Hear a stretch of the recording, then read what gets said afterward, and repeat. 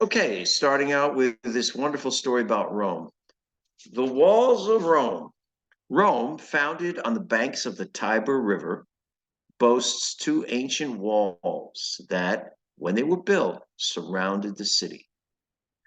Period.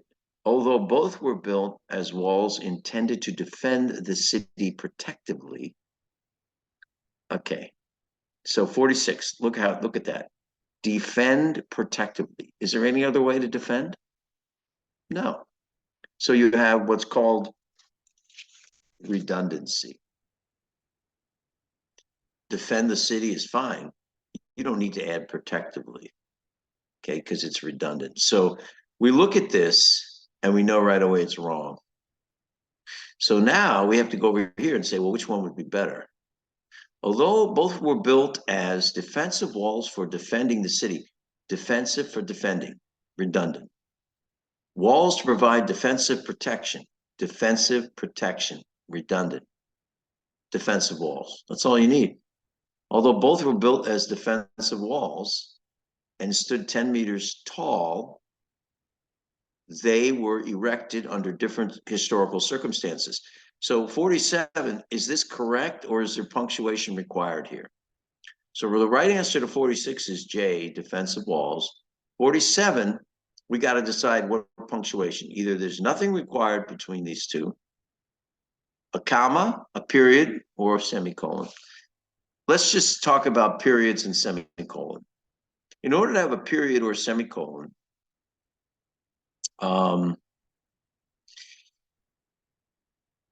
you need to have a complete sentence before and after. Now, when you have a clause that begins with although, it's right away a dependent clause, so it can't be a complete sentence. Therefore, neither one of the either a period or a semicolon can be correct here, because even though what comes after this point is a sentence, they were erected under different historical circumstances. That's a complete sentence. Anything starting with although, any phrase starting with although is not a complete sentence. So right away, it takes out period, it takes out semicolon, and the only right answer here is a comma, because this is a dependent clause, comma, and then you finish the sentence. So the right answer to 47 would be C. 48. This is the classic it's story. It's thought that the Servian wall, this is a contraction for it is. It is thought, okay?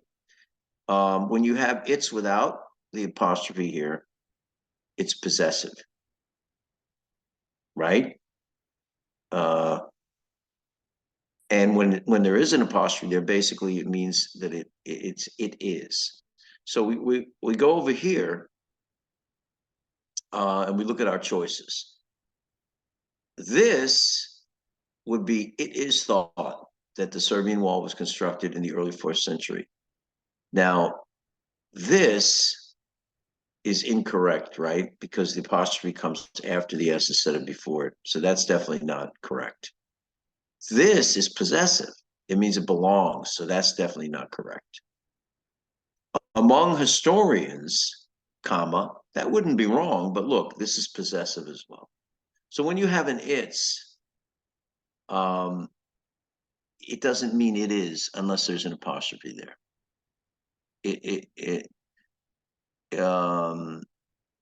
Let's see, the dog is very possessive of its food. There you go. That's possessive. It's food, ITS. So without an apostrophe, it's is possessive. With an apostrophe, it's a contraction for it is. And the apostrophe would never go after. Yes, it would always be before. So this is essentially correct as is, no change. Okay. So 48 is no change, it's F. It's thought that the Servian wall was constructed in the early 4th century BCE and named after Servius Tullius, comma, who was the 6th king of Rome, period. The 11-kilometer wall encircled Rome's 7 hills and stood entirely on the east side of the Tiber River, period. Okay, so that is a perfectly correct sentence. No questions there. The Aurelian Wall, comma, built in the late 3rd century CE by the Roman Emperor Aurelian, comma, was more sturdier than the older wall. So the Aurelian Wall, the question here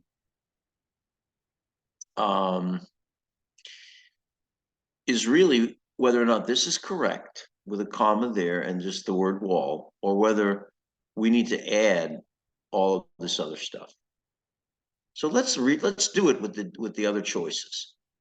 The Aurelian Wall had been built in the late 3rd century by the Roman Emperor Aurelian, was more sturdy. Okay, so you went from the had been tense to the simple past tense. So that cannot be correct. You can't change tenses within a sentence. Let's look at the next one. The Aurelian Wall, comma, which, comma, built in the 3rd century, completely unnecessary. This which is just an extra word thrown in there that is useless and confusing. Totally incorrect. The Aurelian Wall, comma, was built in the late 3rd century. Okay, if you're going to put a verb here, you don't need the comma. Okay, and it also makes this was redundant and creates basically a run-on sentence. So this is incorrect as well. So the only right answer is the Aurelian Wall, comma, built in the late 3rd century CE by Roman Emperor Aurelian, comma, was, that's the only correct construction here. So the right answer to 49 is no change. Okay, 50, more sturdier. Well, was more sturdier. Sturdier right away means more sturdy, right? So if you're using the word sturdier, it's as if you said more sturdy already. So when you use more sturdier, it's redundant. You don't need to use more if you're going to use sturdier, okay? Because you're already saying more when you change the ending. You can either say more sturdy or you could say sturdier, but to say more sturdier is incorrect English. Now, the reason why much works is because it tells you a matter of degree. So understand the difference. More just tells you that it's something more. It doesn't qualify how much more. But when you substitute the word much here, you're saying a matter of degree. Therefore, it's not redundant to sturdier. It actually gives you more information. So it's correct to say much sturdier, a lot more sturdy, but to say more sturdier is redundant and incorrect. So what I would change this to in 50 is was much sturdier than the older wall, period. Not then, because then is inappropriate. Then refers to time, right? Than is a comparison. So the right answer to 50 should be G. Let's read the sentence. The Aurelian Wall, built in the late 3rd century CE by the Roman Emperor Aurelian, comma, was much sturdier than the older wall, period. So G is the correct answer to 50. Okay? It was 19 kilometers long, greatly expanded and surrounded the city of Rome, as well as a small section of the Tiber's west bank. So what they're asking here is which of the following placements for the underlined portion, greatly expanded, makes it most clear that it was Rome that had expanded. Whenever you have something that is modifying something else, it should be immediately followed by that thing or immediately preceded by it. So when you look at this sentence, greatly expanded could be referring to the wall, right? So it's confusing. If you want it to be very clear that it's referring to Rome, the sentence would read, it was 19 kilometers long and surrounded the greatly expanded city of Rome. Okay? It was 19 kilometers long and surrounded the greatly expanded city of Rome. as well as a small section of the Tiber's west bank.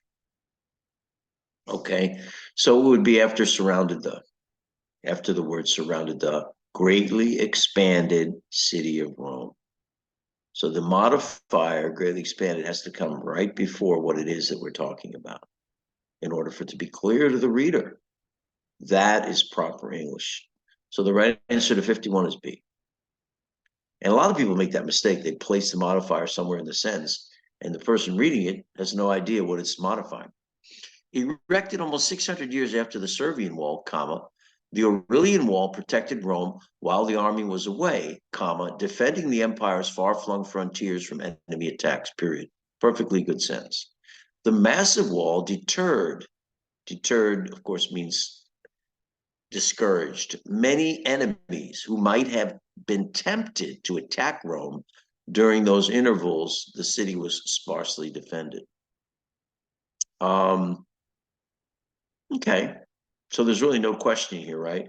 So the massive walls deterred people from attacking. That's perfectly fine. Okay, now we move on to 52. The Aurelian Wall featured 18 large gateways permitting both foot and chariot traffic in and out of the city, period. Perfectly good sense. In other words, now remember, this is a connector. When you say in other words, you're referring back to the previous sentence. A series of 381 towers and 11 smaller side gates called posterns were evenly spaced along the rest of the wall. You're not saying the same thing that you were saying in the previous sentence in a different way, which is why in other words makes no sense. You're adding new information. You don't need to put in other words in there. So this is clearly wrong as a connecting phrase. Okay? Because you're not restating what you said before, you're adding information. Therefore is incorrect. I mean, just because there are large gates doesn't mean that there have to be small gates. So that's incorrect. Instead is incorrect because both of them exist. All you need is an A. A series of 381 towers and 11 smaller side gates called posterns were evenly spaced along the rest of the wall. You're just adding new information. You talked about the major gates, the large gates. Now you're talking about the smaller gates. So the only correct answer here is A. All of these connectors are incorrect, and they're just illogical. Both the posterns and the towers served as defensive positions for protecting Rome. Okay. So this phrase, does it require punctuation? Both, comma, the posterns and the towers, comma, both the posterns, comma, and the towers, both the posterns and the towers, comma. What do you need here? Do you need any of this punctuation? Do you need the comma there? Do you need the comma there? Do you need this comma? Well, this is the subject and this is the verb. Why do you need a comma separating it? Do you need a comma? Mm-hmm. What do you guys think? No. You're absolutely correct. Got a subject and a verb. Why would you separate a subject and a verb by a comma? So the answer is that this is correct as is. You don't need any punctuation. Both the posterns and the towers served as defensive positions for protecting Rome. Okay, so now we got a new question. 54, which choice provides the most specific information about how posterns and towers served as defensive positions? We need additional information other than just saying that it's protecting. All right, so let's look at the choices here. This one is just simple. Remember, we want specific information about how. By providing cover for armed guards during an enemy attack. Yeah, that gives you information, providing cover. New information, right? In that they were designed to help Rome repel enemy attacks gives you no information. We already said that they're protecting. By keeping Rome safe from invaders, no new information. We already said they're protecting. We want specific information, and the only one that gives us providing cover for the soldiers, something to hide behind while they shoot. This gives you new information. That's what they want, a choice that provides specific information about how these posterns and towers worked. So what you would say here, served as defensive positions by providing cover for armed guards during an enemy attack period. Walkable passages line the inner side of the wall. Perfect sense right there. Okay, moving on. The Romans used bricks to build the Aurelian Wall. Well, let's see what that's a good sentence. Today, the Aurelian Wall continues to dominate the Roman landscape. Hold on a second. Given that all the statements are true, which one provides the most effective transition to paragraph 5? Well, paragraph 4 is talking about the structure, right, of the wall. Okay, and its features, right? And now we're moving to paragraph 5, and let's see what the subject matter of paragraph 5 is. Today, the Aurelian Wall continues to dominate the Roman landscape. All right, so that's a transition sentence going from the past and the construction to the present, right? Well, let's see if the rest of the paragraph deals with the present. However, only small portions of the Servian Wall remain. This should be remain. We'll get to that. Some of which can be seen inside a chain restaurant located beneath Rome's central train station. So again, this is dealing with the present. It could perhaps be considered ironic that remnants of a wall that once protected the future capital of one of the ancient world's most famous empires are now preserved and recognized as historically significant by archaeologists. So all of that paragraph deals with the present. So the transition sentence continues to dominate the Roman landscape, brings you into the present with the word continues. Today continues. This is the present. The rest of the paragraph deals with the present. This is the transition from talking about how it was built in the past and what's going on right now. Now let's look at the rest of the choices. This choice is clearly wrong because it talks about it was used to build bricks. It's a new sentence. We're moving on past all of that. Okay? Emperor Aurelian did not survive long enough to see the completion of the Aurelian Wall. Totally irrelevant. Right? It doesn't transition to modern times at all.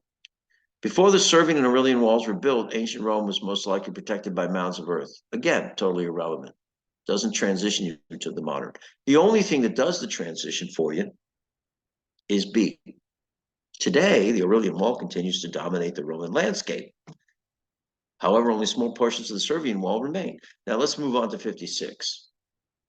So again, the right answer to 55 would be B. 56, however, only small portions, plural, of the Servian Wall remain. You don't need an S. Okay, so you want to change this to remain. Were remaining, has remained, totally incorrect. You want this to be in the present tense because you're talking now about the present, today. So remain, comma, some of which can be seen inside a chain restaurant located beneath Rome's central train station, period. It could perhaps, this is right to put perhaps here with commas separating it, be considered ironic. What does ironic mean, Abby? Anybody? It's What is like ironic? it's like calling something small big. Seemingly contradictory. Unexpected contradiction, right?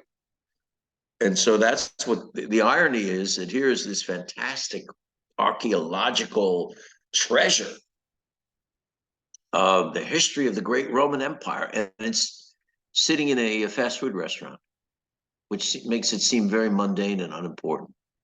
So there's irony there, okay? So it could perhaps be considered ironic that remnants of a wall that once protected the future capital of one of the ancient world's most famous empires. A big deal, right? Okay, the future capital. What was yet to be appointed to the designation of way too wordy. Okay, you don't need this at all. Future capital, the future capital is perfectly fine. This is just ridiculously wordy. What would in reality become, you don't need in reality, you're making a simple statement. It was going to become the future capital of a famous empire. A would be, but not yet. completely unnecessary, right? And confusing. So future capital is correct. So at 58, you're just trying to make the point that this place, this wall was going to be protecting the great city of Rome, which dominated half of the known world at its height. So you don't want to change that. The future capital, one of the ancient world's most famous empires, are now preserved, okay, and recognized as historically significant by archaeologists. No, that would not be ironic. I mean, this incredibly important city that was historical and was the capital of one of the greatest empires in human history. Why would it be ironic if archaeologists recognized its significance? It would not be ironic. What's ironic is it's preserved within a fast food restaurant, something utterly mundane and commonplace and without any historical significance, a McDonald's. What does that have to do with history and archaeology and, you know, the roots of human civilization? It's a McDonald's. So there's the irony. Okay. So preserved within a fast food restaurant. That's the irony. Something as commonplace, transient, and meaningless as a burger place. And here you have the parts of the Servian wall in a fast food. By the way, I'd love to go to that fast food restaurant and see that. That'd be interesting. So the only one that's correct for 59 is C, because it creates that irony that you're looking for. The writer is considering adding the following statement to the essay. The two walls can be thought of as concentric circles emanating from the ancient Roman Forum. Concentric circles, obviously a smaller circle and a larger circle around it. Okay. If the writer were to add this statement, it would most logically be placed where? A, B, C, or D? Well, obviously, it'd have to be at the beginning where you're introducing both walls. So when you look here at A, it's probably going to be A. Rome, founded on the banks of the Tiber River, boasts two ancient walls that, quote, comma, when they were built, comma, surrounded the city. Right away, you're bringing up this idea of circle. And then if you stuck that sentence in there, okay, right at A, it would be as follows, okay? The two walls can be thought of as concentric circles emanating from the ancient Roman Forum, which was at the center of Rome. Perfectly correct in that position. Although both walls were built as walls intended to defend the city protectively. So there you go. So it's a discussion, an introduction of the two walls at the same time. And that sentence fits perfectly in A. If you try to stick it in B, it doesn't fit, okay? Because you're not discussing the two walls. You're only talking now in this particular sentence about the first wall, okay? And then you're talking about how it was sturdier. It really belongs at A. And then as you move further through the essay, it becomes less appropriate, even more less appropriate. Empires far flung frontiers from enemy. You're talking about enemy attacks. Okay, you're talking about the Aurelian Wall protecting from enemy attacks. You don't want to be talking about the Servian Wall again. Okay, so that's inappropriate. And then D, the heck is D? There it is, D. The Aurelian Wall featured 18 large gateways. Again, you're talking about the construction of the Aurelian Wall. Why would you go back and talk about the Servian Wall's relationship to the Aurelian Wall? It's inappropriate. So the only place for that particular sentence that they're giving you is point A in the first paragraph when you're introducing both walls. So F is the correct answer. Okay. Now we're going to move on to the longer passage, basically, which deals with reading interpretation. And I'm going to read through it and explain anything that seems difficult to understand, and then we'll answer the questions together. This passage is adapted from the article Worlds Apart, Seeking New Earths by Timothy Ferris, 2009. And remember, 2009 is 14 years ago. And this article, science article, is already dated. There's been a lot more discoveries of exoplanets since this article was written. It took humans thousands of years to explore our own planet and centuries to comprehend our neighboring planets. But nowadays, new worlds are being discovered every week. To date, astronomers have identified more than 370, quote, exoplanets, close quote, worlds orbiting stars other than the sun. So an exoplanet would be any planet that's from a different solar system that's outside our solar system. Many are strange. There's an Icarus-like hot Saturn, 260 light years from the Earth, which is a long way, whirling around its parent star so rapidly that a year there lasts less than 3 days. So basically, this planet goes around its sun in 3 days. Circling another star 150 light years out is a scorched hot Jupiter, whose upper atmosphere is being blasted off to form a gigantic comet-like tail. So it's so close to the sun that basically its atmosphere is being ripped off, or its gaseous components are being torn off by gravity of the star. 3 benighted planets, meaning planets that are kind of in the dark, or planets that are left without a real star, without real light. 3 benighted planets have been found orbiting a pulsar, the remains of a once mighty star shrunk into a spinning atomic nucleus the size of a city. While untold numbers of worlds have evidently fallen into their suns or been flung out of their systems to become floaters that wander in eternal darkness. So basically, when a sun collapses and becomes a pulsar, it doesn't really release a lot of light. It releases other forms of electromagnetic pulses, but it leaves the planets dark. That's why they're benighted. They're left dark because their sun collapsed. Amid such exotic, unusual stuff that we don't expect, scientists are eager for a hint of the familiar. Planets resembling Earth, orbiting their stars at just the right distance, neither too hot nor too cold, to support life as we know it.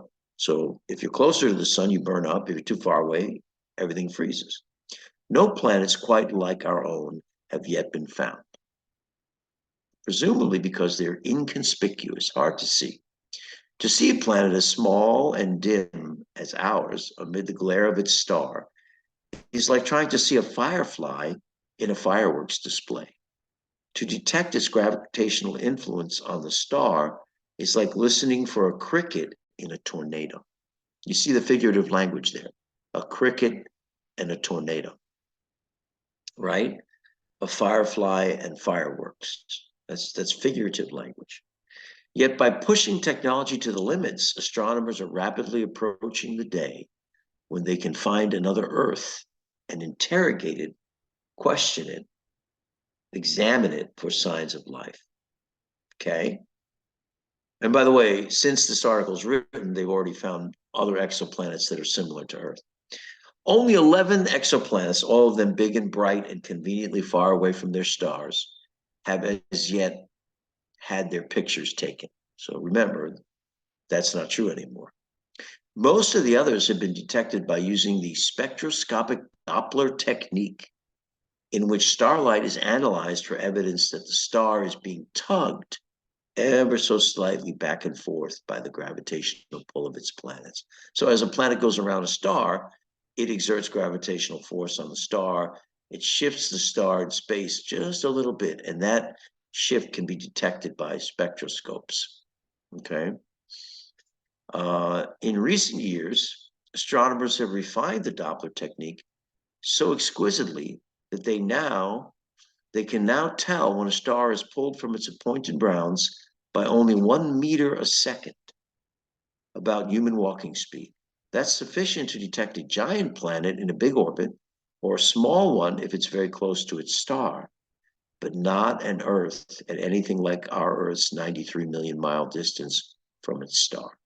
So the spectroscopic technique is not yet sensitive enough when this article was written to detect shifts in the sun's position caused by the Earth's gravity. The Earth tugs the sun around at only 1/10 walking speed, or about the rate that an infant can crawl. Astronomers cannot yet prize out so tiny a signal from the light of a distant star. So at this time, 2009, the spectroscopic Doppler technique was able to pick up big planets, but not smaller planets like the Earth that were far away from the sun. Another approach is to watch a star for the slight periodic dip in its brightness that will occur should an orbiting planet circle in front of it and block a fraction of its light, just like an eclipse, right? When the moon comes between the Earth and the sun gets darker. That's very dramatic, right? An eclipse during the day, you can see everything gets dark. What we're looking for here is infinitesimally small changes in brightness at huge distances. But if we're looking at a star and there's a planet circling around it, and it comes in between the star and our measuring instrument, we will see a dimming of the light from the star because the planet blocks it. Okay.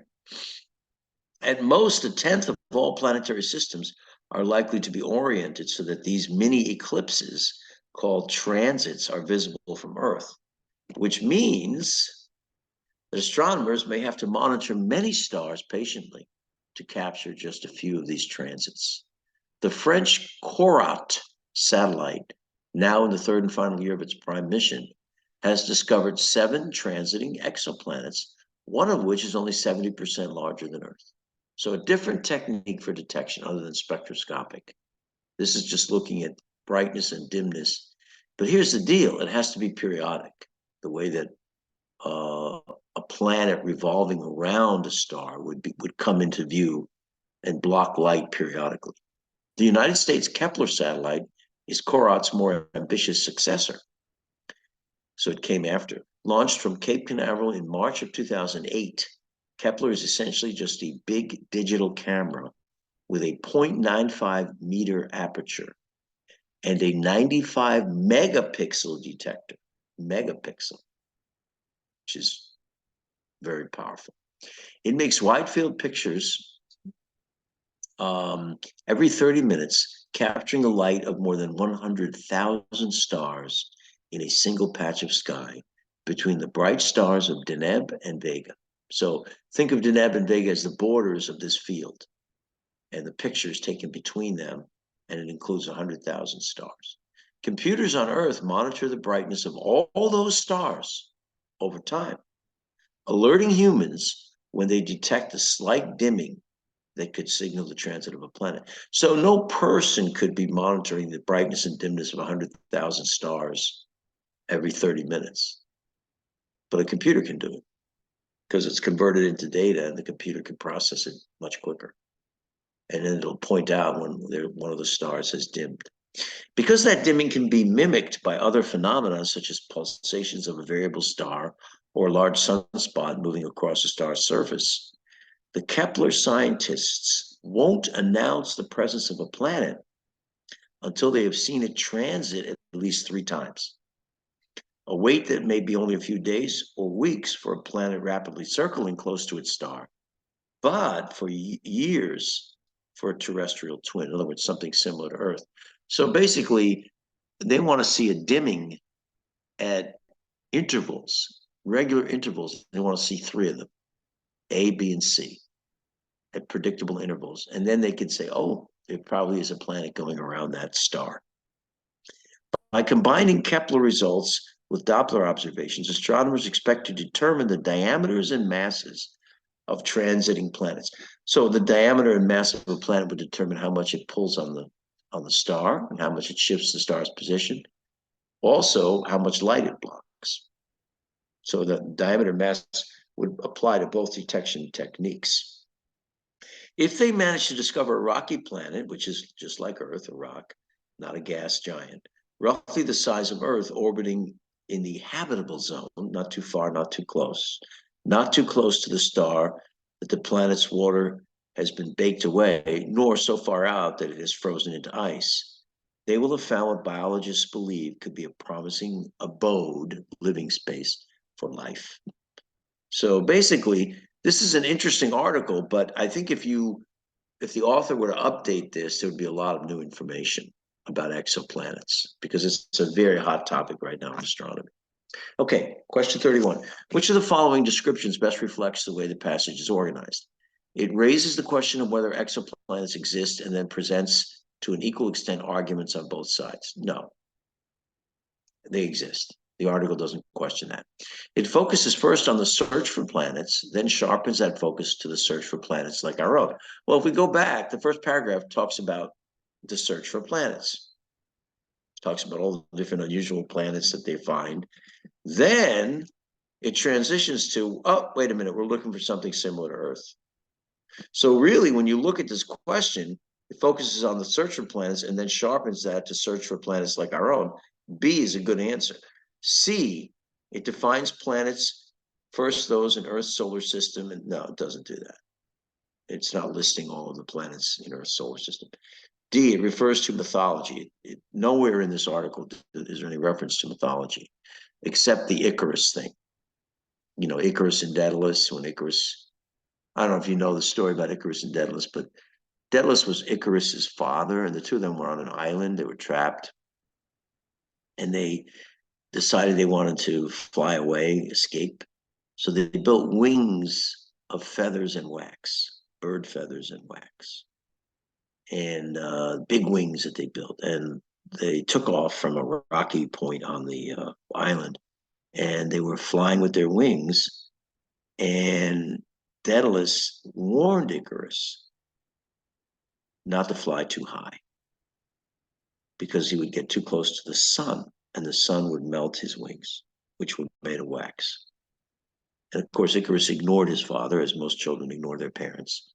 He flew too high, his wings melted, and he fell into the ocean and died. So that's the story of Icarus, but it refers to mythology, then moves to a technical description of those exoplanets the size of Earth or smaller. Remember, they haven't found any exoplanets by this article that are the size of Earth. So this is clearly wrong. And the mythology thing comes later in the passage. It doesn't come earlier. Actually, it might come earlier, but the second half of this is wrong. So it's wrong. So the right answer is B. 31 is B. Okay, good. 32, the passage makes use of both technical terms and rhetorical questions. A rhetorical question is a question you ask to make a point. Would it not be better to install the carpeting before we furnish the room? That's a rhetorical question. It's not a question that requires an answer. You're basically making a point, okay? And that doesn't exist in this article. Figurative language, yes. Remember fireflies and fireworks, crickets and tornadoes? That's figurative language, almost metaphorical, right? So G is good. Excerpts from the writings of astronauts? Nowhere. Excerpts from the writings of ancient astronomers? Nowhere. So figurative language, G, is the correct answer to 32. Okay, let's move on here. 33. As it is used in line 18, the term such exotica refers to, okay, the sophisticated equipment used to locate previously unidentified planets, the contents of our solar system, in particular the planets Jupiter and Saturn, overblown claims about planets far from Earth, planets and solar systems vastly unlike Earth and its solar system. Something that's exotic is strange and unusual. So D is the correct answer. And if you go back to amid such exotica, referring back to this paragraph describing all these weird and unusual planets that are strange to us. So the right answer to 33 is just what we thought. Planet D, planets and solar systems vastly unlike Earth. 34, what is the main idea of the second paragraph, lines 18 through 30? Recently discovered exoplanets have disappointed scientists. Some exoplanets were once thought to be stars at the center of the solar system. Well, that's clearly wrong. Some recently discovered exoplanets spin on their axis at the same speed that Earth spins. Doesn't say that. Planets that resemble Earth are extremely hard to detect. It does say that. Remember? Talks about how they don't have the technology to detect the gravitational pull of a planet the size of Earth that is the distance from the star that Earth is. So J is the correct answer to 34. Okay. Question 35. The passage's description of the spectroscopic Doppler technique indicates that it is a method used to identify the, remember, the spectroscopic technique is all about the gravitational pull of the planet. Now it shifts the star's position. Intensity of light reaching Earth from a planet? No. Effect of a planet's gravitational pull on the sun the planet is orbiting? Yes. Speed at which the planet rotates? No. Distance between an exoplanet and its former sun? No. Former sun, what are you talking about? An exoplanet circles around a sun. So B is the only right answer. It's that gravitational pull of the planet that makes the sun shift its position, just ever so slightly. Okay, 36. According to the passage, in order to confirm a possible planet using the Kepler method, scientists look, remember, Kepler is the camera that picks up the dimming that happens when there's an eclipse, when whatever planet is circling a faraway star comes between the detector on Earth, or the satellite detector, and that distant star. It's a form of eclipse. So according to the passage, to confirm it, you need to have three, right? Three sightings.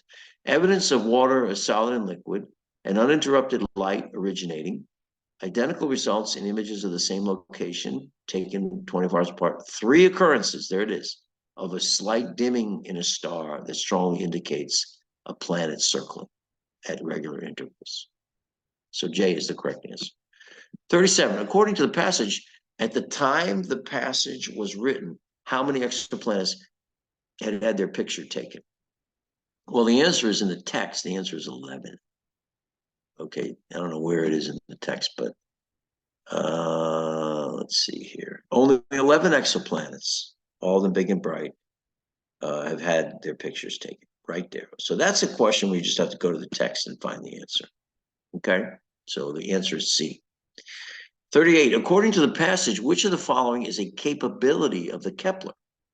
It can capture the light of more than 100,000 stars in a single patch of sky. That's correct. I mean, it even says that.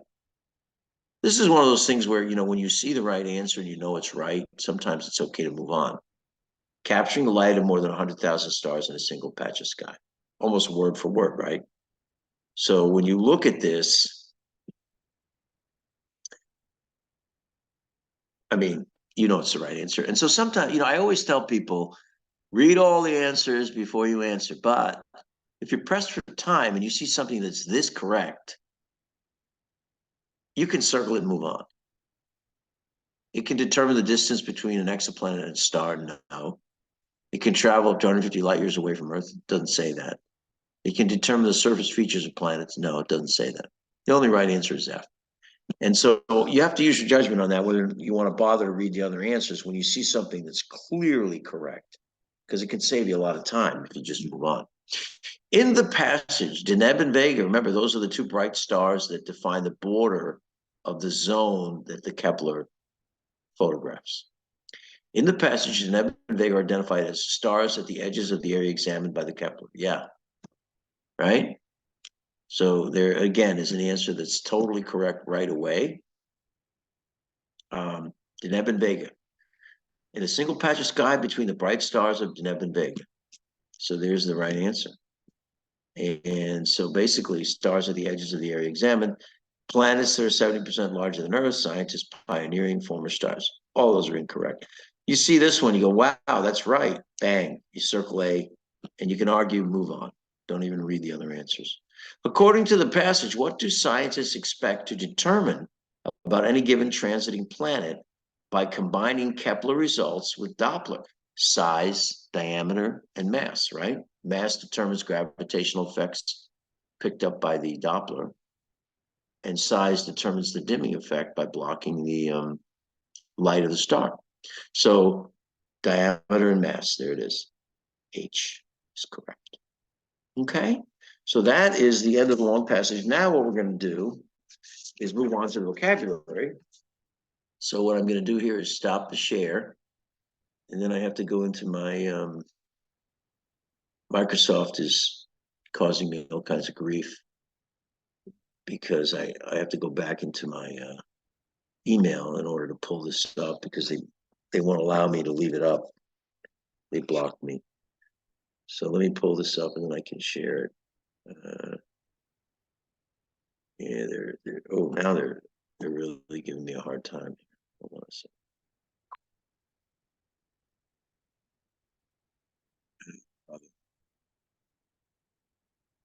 Okay, let me try it again.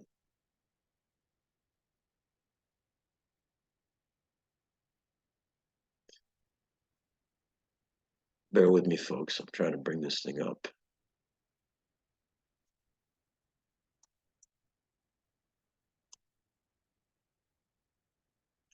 My God, killing me. All right, I'm gonna try one more time.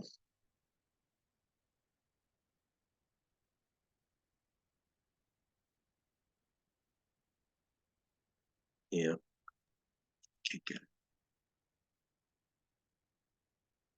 Okay, well, we're gonna go through the words anyway. Can you guys, do you have the list of words?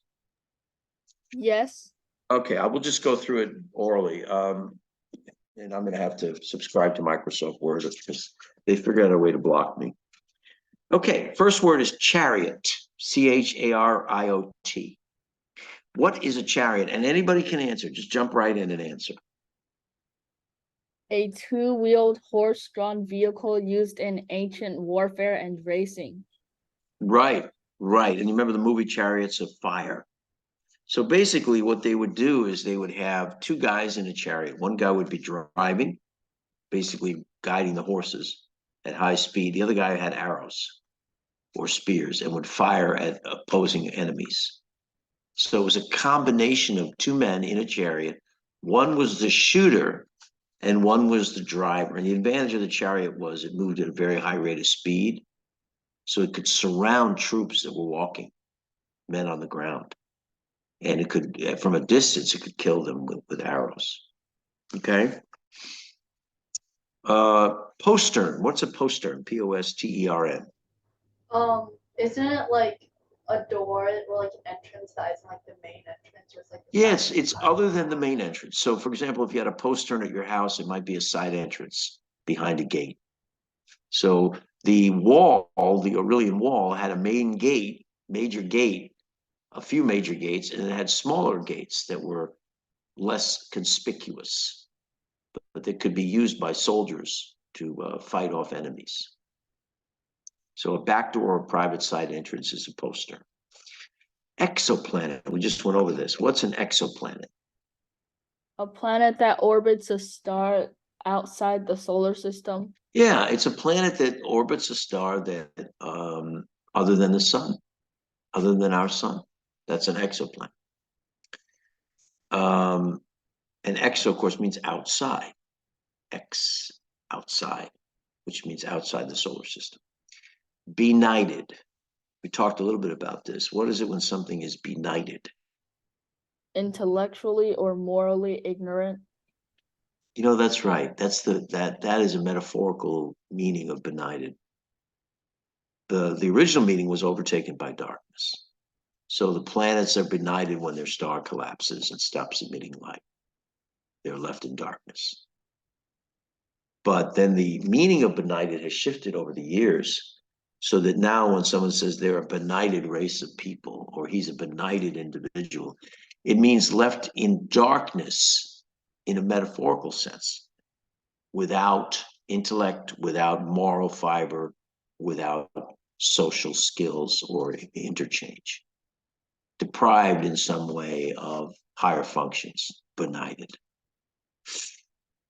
Okay, very primitive, very unlucky, very ignorant. So it's not a good thing to be benighted. Okay, pulsar. What's a pulsar? A rotating neutron star that emits pulses of radioactive waves.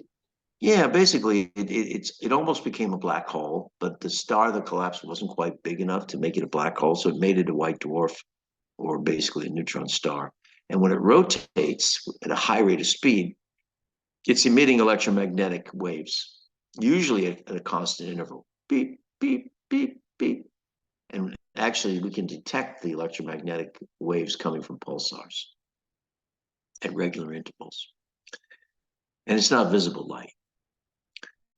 Exotica, we talked about this, exotica. What is exotica? EXOTICA. Isn't it like something that's not like normal? It's like out of the ordinary.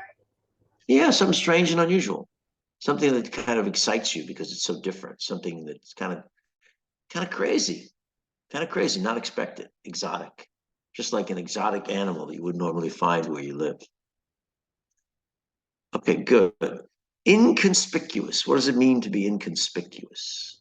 Not very noticeable. Mm-hmm. Not readily noticed. Something that's inconspicuous, you might overlook it, right? You might not even see it. You walk to a room or you look at a scene and something's there, but it doesn't jump out at you. It's inconspicuous. Okay, good. Aperture. What's an aperture? An opening or hole.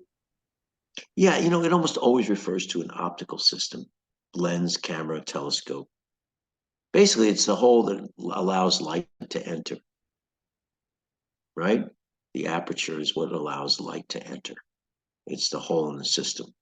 And it usually has to do with optics, either cameras or telescopes. Okay. Bigger the hole, more light gets in. Smaller the hole, less light gets in. You can control the size of the aperture depending on what you're photographing or what you're looking at. Okay. Emend, different from amend, emend. To amend something, A-M-E-N-D, is kind of a broader term for emend. Emend could almost be considered as a subsidiary of amend. Okay, so what does it mean to emend? Isn't it like to like correct something or like improve? Written, yeah, correct something written. It usually refers to text. Like if, your editor emended the novel that you wrote.